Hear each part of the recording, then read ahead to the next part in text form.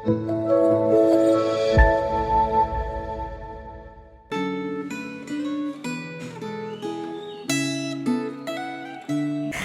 saudara yang dikasihi Tuhan, kembali lagi kita berjumpa dalam Refleksi Gema edisi tanggal 7 bulan 7.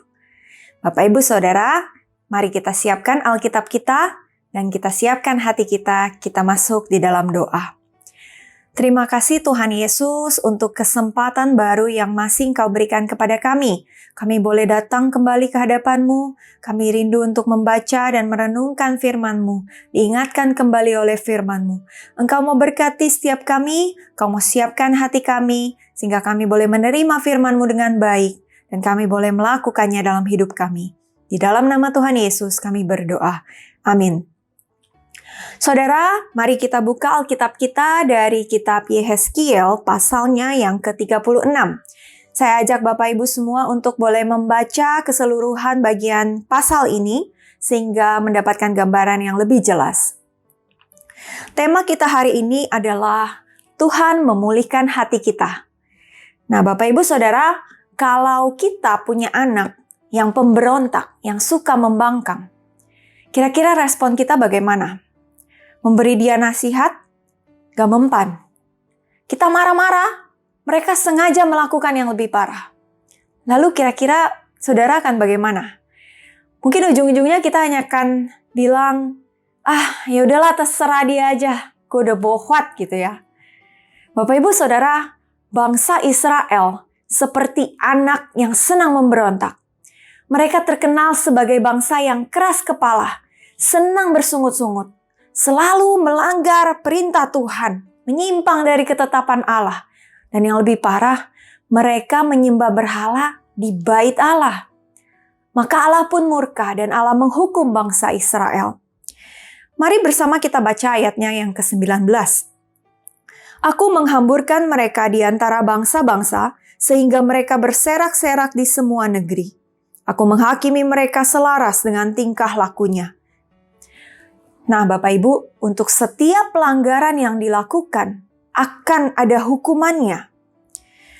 Itu juga berlaku bagi setiap kita. Namun yang perlu kita ingat bahwa bahkan dalam masa penghukuman pun Allah tidak pernah meninggalkan kita. Kalau kita ingat penglihatan Nabi Yehezkiel tentang kemuliaan Tuhan yang meninggalkan bait suci menuju ke arah selatan, ke arah Babel. Itu menandakan bahwa Allah tetap menyertai bangsa Israel, bahkan ketika mereka dalam pembuangan di Babel. Nah, namun ternyata Bapak Ibu, bahwa di Babel pun, dalam pembuangan pun, nama Tuhan tetap dicela oleh bangsa-bangsa, oleh karena bangsa Israel. Karena itu Tuhan ingin menunjukkan kekudusannya di antara bangsa-bangsa dengan cara sebagai berikut. Sebagaimana yang tertulis dalam ayat 23 dan 24. Aku akan menguduskan namaku yang besar, yang sudah dinajiskan di tengah bangsa-bangsa, dan yang kamu najiskan di tengah-tengah mereka. Dan bangsa-bangsa akan mengetahui bahwa akulah Tuhan. Demikianlah firman Tuhan Allah.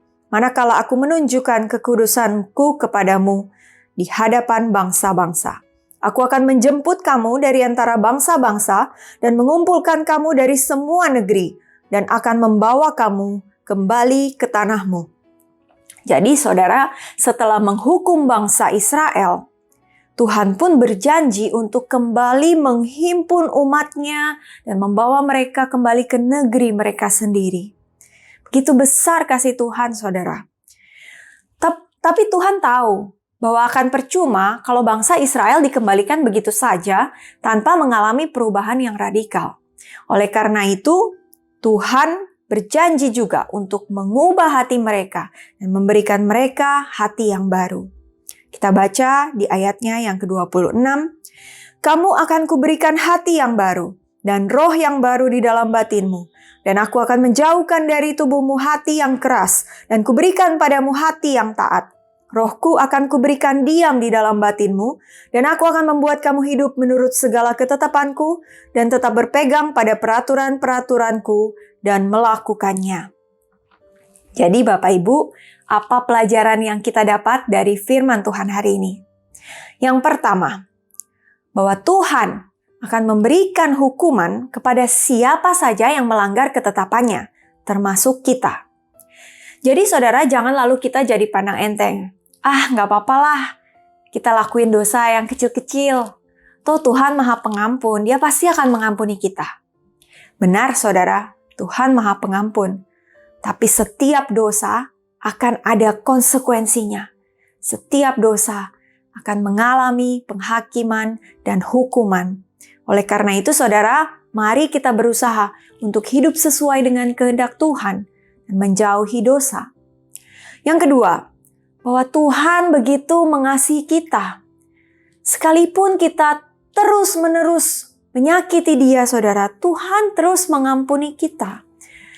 Dan walaupun Tuhan menghukum kita ketika kita berdosa, Ia tak pernah meninggalkan kita. Ia terus menyertai kita, mendampingi kita hingga kita sadar dan kita berbalik kepada Dia. Karena itu jangan sia-siakan kasih dan pengampunan Tuhan kepada kita. Dan yang ketiga, manusia tidak akan bisa apa-apa tanpa inisiatif Allah. Kalau kita lihat, semuanya inisiatif Allah. Mengampuni dan menyucikan dosa kita. Allah mengubah hati kita, memberikan kita hati dan roh yang baru. Roh Kudus yang diam di dalam hati kita akan menolong kita mengalami perubahan hidup. Karena itu jikalau ada kesadaran dalam diri kita bahwa saya orang yang berdosa, saya orang yang tak layak. Jikalau ada kemauan dalam diri kita untuk berubah jadi orang, jadi pribadi yang lebih baik. Jikalau ada keinginan dalam hidup kita untuk hidup benar dan terus menyenangkan Tuhan. Itu semua karena Allah telah memberikan kita hati yang baru. Karena itu Bapak Ibu, mari kita lihat kembali hidup kita. Adakah rasa gelisah dan duka cita jikalau kita melakukan sesuatu yang kita tahu Tuhan gak suka? Jikalau kita melakukan sesuatu yang melanggar perintah Tuhan? Adakah kemauan untuk terus mengenal Tuhan, untuk terus mengenal kebenaran lewat firman Tuhan, dan menjadikan Tuhan prioritas dalam hidup kita?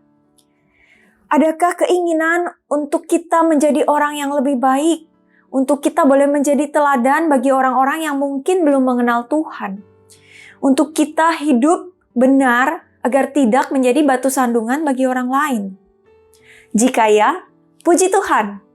Namun jikalau masih ada yang belum kita lakukan, mari kita minta pertolongan Tuhan. Biarlah Roh Kudus boleh terus bekerja dalam hati setiap kita, sehingga kita boleh terus diubahkan. Dan biarlah kita boleh menjadi umat-Nya yang terus bersyukur, karena Tuhan telah memulihkan hati kita dan memberikan kita hati yang baru. Amin. Mari kita berdoa. Tuhan Bapa kami yang penuh kasih, kami mengucap syukur Tuhan, karena Engkau Allah yang selalu berinisiatif, Allah yang mengampuni segala dosa-dosa kami, Allah yang terus mendampingi dan menyertai kami, dan Allah yang memberikan kami hati yang baru, Allah yang memulihkan hati kami. Karena itu Tuhan, biarlah kami boleh menjadi umat-Mu yang terus hidup bersyukur atas hati yang telah Engkau pulihkan. Kami boleh hidup menjadi anak-anak Tuhan yang terus-menerus berubah, mau menjadi orang yang lebih baik, mau hidup seturut dengan kehendak Tuhan, mau hidup menyenangkan Tuhan. Engkau memberkati kehidupan setiap kami. Biarlah kami boleh terus memuliakan Engkau. Di dalam nama Tuhan Yesus, kami berdoa. Amin. Selamat menjalankan aktivitas, tetap sehat, Tuhan Yesus memberkati.